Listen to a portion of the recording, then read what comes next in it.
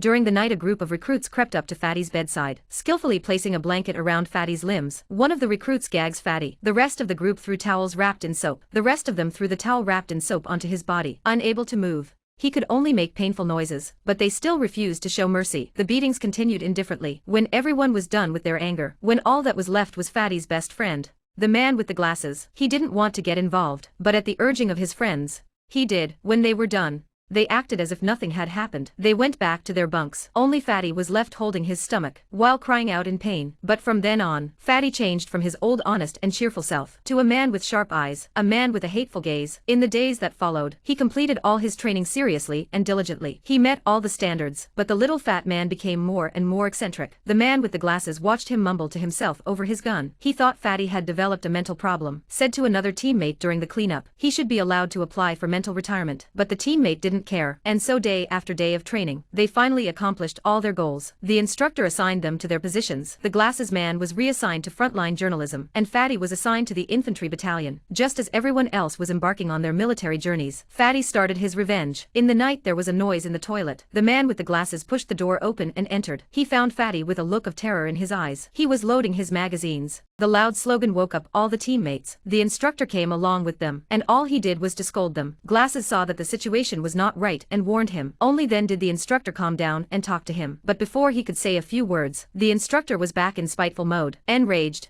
the fat boy pulled the trigger. He then swallowed the gun and killed himself. Who would have known? All he wanted was to be an infantryman. He didn't want to end up. He didn't die on a smoke-filled battlefield, but he died in the middle of, in the humiliation of his teammates and instructors. Shortly afterwards, the man with the glasses became a war correspondent, but it was not to be. The man with the glasses could not report on the real situation. He had to follow the orders of his superiors. This led to a lot of false stories. One night, the front line is suddenly at war. In order to understand the situation as soon as possible, the leader sent the man with glasses to the front line to investigate. On the plane to the front line, a soldier was shooting at unarmed Vietnamese people. He proudly said that he had killed 157 Vietnamese. The spectacled man was puzzled why he was pointing his gun at ordinary people. The soldier said that it was because they were easy to kill. After reaching the battlefield, Cobra learned that the Viet Cong had withdrawn, but they had planted mines in the battlefield. They could have blown them all up if the Americans had moved in, and in order to avoid this minefield, they chose to take a detour only to find that they had gone the wrong way. The only way to get back to where they came from was to change direction, into land where they had never been before. They were afraid there might be Viet Cong lurking. For the safety of all, black soldiers were ordered to scout the front line. Just when the black man thought there was nothing unusual, a gun was silently pointed at him. The soldiers,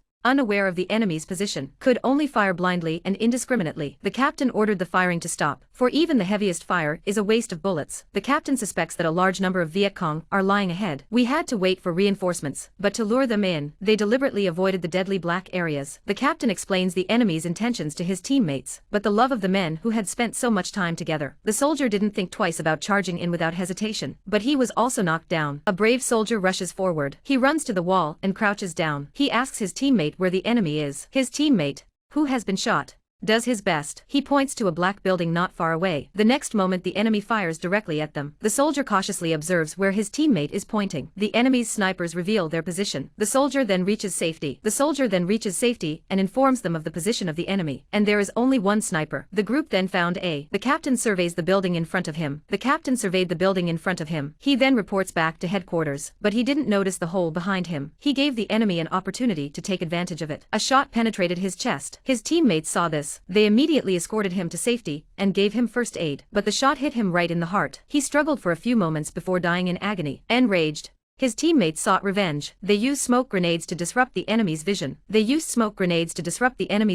And stormed the building while the sniper was out of sight. Then they search for the enemy one by one. That's when the man with the glasses spots the sniper. He's staring out the window. The man with the glasses takes the opportunity to fire, but the rifle jammed. The enemy hears the sound and immediately fires back. It was only then that the spectacled man realized the enemy, who had killed many of his teammates, was a Vietnamese girl. Under the strong firepower of the Vietnamese girl, the man lost all his guns. When the man's life was at stake, the teammates shot the Vietnamese girl and knocked her to the ground. The crowd looked at the dying Vietnamese girl. They kept muttering something. They were discussing what to do with her. The brave soldier said to leave her alone, let her rot and feed her to the rats. The man with the glasses knew the cruelty of war. One shot ended his suffering, and so the film ends. Perhaps a painful death in a deserted battlefield, the man with the glasses shot is a relief, even a blessing. We don't live in a time of peace. We are fortunate to live in a peaceful country.